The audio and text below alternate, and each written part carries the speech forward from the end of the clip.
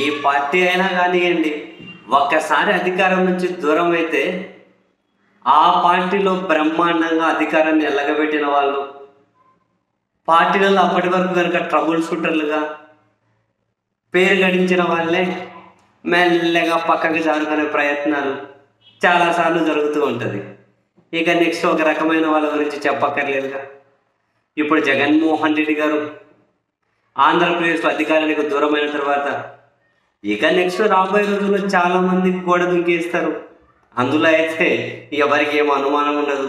జగన్మోహన్ రెడ్డి గారికి అయితే మరింత క్లారిటీ కూడా ఉండొచ్చు, వెళ్ళే వాళ్ళు వెళ్తారు అని. అండ్ ఈ కౌంటింగ్ ఫలితాలు వచ్చిన దగ్గర నుంచి కూడా ట్రబుల్ షూటర్లు అన్నోళ్ళు, లేకపోతే పెద్ద పెద్ద నాయకులుగా చలామణి అయిన వాళ్ళు, అధికారాన్ని అనుభవించిన వాళ్ళు ఒక్కదాని మీద కూడా మీడియా సమావేశం పెట్టి అట్లెందుకు జరుగుతుంది, ఇట్లెందుకు జరుగుతుంది, మా మీద రకరకాలుగా చేస్తున్నారు, ఎంతవరకైనా సరే ఎదుర్కొందాం, చట్ట ప్రకారం ఎంతవరకు వస్తారో రండి, ఇటువంటి స్టేట్మెంట్లు ఇచ్చిన వాళ్ళు, మా కార్యకర్తలను కాపాడుకుంటాం, మా క్యాడర్ని కాపాడుకుంటాం అన్న స్టేట్మెంట్ ఇచ్చిన వాళ్ళు జగన్ సర్కారులో అధికారం వెలగబెట్టిన వాళ్ళు ఎవరైనా ఉన్నారా? మీకు ఏమైనా కనిపిస్తున్నారా? ఎవరు అంత కనిపిస్తున్నారు? అప్పుడు పెద్ద పెద్ద తోపులు అనబడిన వాళ్ళు మరి ఎవరైనా నిదానంగా యాక్టివ్ అవుతారేమో తెలియదు, సైలెంట్ అయిపోయారు. సో మరి ఆ కోవలోనే వైసీపీలో ఆ సినిమా ఇండస్ట్రీ నుంచి ఒక ఇద్దరు ముగ్గురు ఉండేవాళ్ళు, ఏదో చిన్న చిత్తకోళ్ళు, అందులో ఆలీ ఒకరు. సో ఆలీకి ఫస్ట్ రాజ్యసభ అన్నారు, ఎమ్మెల్సీ అన్నారు, లేకపోతే ఇంకేదైనా పదవి అన్నారు, లేకుంటే మన అక్కడి నుంచి పోటీ చేయొచ్చు, ఇక్కడి నుంచి పోటీ చేయొచ్చు, రకరకాలుగా ప్రచారం జరిగింది. కానీ ఏమి ఇవ్వలేదు. లాస్ట్ 3-4 నెలల ముందేమో ఐటీ సలహాదారుడు ఏదో మొత్తం మీద ఒక సలహాదారు పదవి ఇచ్చినట్టున్నారు. చాలామందికి ఇచ్చారు, ఈయనకు ఒకటి సలహాదారుని ఇచ్చినట్టున్నారు. పరమ చండాలమైన క్రియేషన్ అది సలహాదారులు అనేది. ఎంతమంది సలహాదారులను నియమించింటే వ్యతిరేకించుకుంటూ మనం అన్ని వీడియోలు చేసి ఉంటాం, ఏంటి చెత్త కాన్సెప్ట్ కాకుంటే. సో అదేదో ఇచ్చినట్టున్నారు అలీకి కూడా లాస్ట్ 2-3 మంత్స్ ముందు. సరే, ఆయన సినిమాలు, హోస్టింగ్స్, రకరకాల ప్రోగ్రామ్స్ ఉంటాయి. అండ్ వైసీపీలో ఉన్నప్పుడైనా అంత యాక్టివ్గా ఏం లేదులే, ఎప్పుడోసారి యాక్టివ్గా కనిపిస్తూ ఉండేవాళ్ళు. ఇప్పుడు ఇక మనకు రాజకీయాలు ఎందుకు అనుకున్నారు, ఆయన ఒక వీడియో రిలీజ్ చేశారు.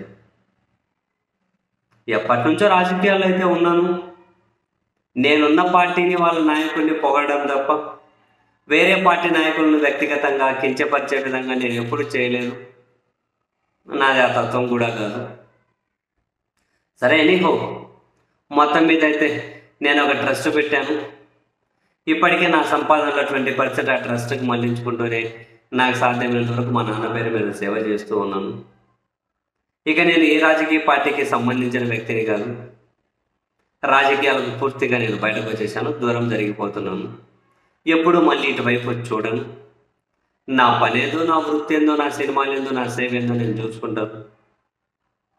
సో నేను రాజకీయాలకు సంబంధించి ఎవరి మనిషిని కాదు, ఏ పార్టీ మనిషిని కాదు అని, ఎవరిని ఏమీ కించపరచకుండాని, ఎవరి మీద ఏమీ నెగిటివ్ విమర్శలు చేయకుండాని, మొత్తం మీద అయితే ఆలీ గారు డైరెక్ట్గానే తప్పకుండా ఒక వీడియో చేశారు. మంచిదేలేండి, ఆయనకు ఒక ప్రొఫెషన్ ఉంది, సినిమాలు అవి ఇవి వెళ్ళి ఆ సినిమాలు చేసుకుంటారు. రాజకీయాల్లో ఉన్నా ఇప్పుడు మళ్ళీ అదే చెప్పాను, అధికారాన్ని ఎలగబెట్టిన వాళ్ళే సైలెంట్ అయిపోయారు. ఇంకా అటువంటి వాళ్ళు ఏముంది, సినిమాలు చేసుకుంటాం, రాజకీయాలు వద్దు అని చెప్పి వీడియో రిలీజ్ చేసి తప్పుకోవడంలో పెద్ద ఆశ్చర్యం ఏం లేదు. ఒక విధంగా ఆయన పని ఆయన చేసుకుంటాడంట, సంతోషం అల్లి కాదు, చేసుకోండి, ఏముంది.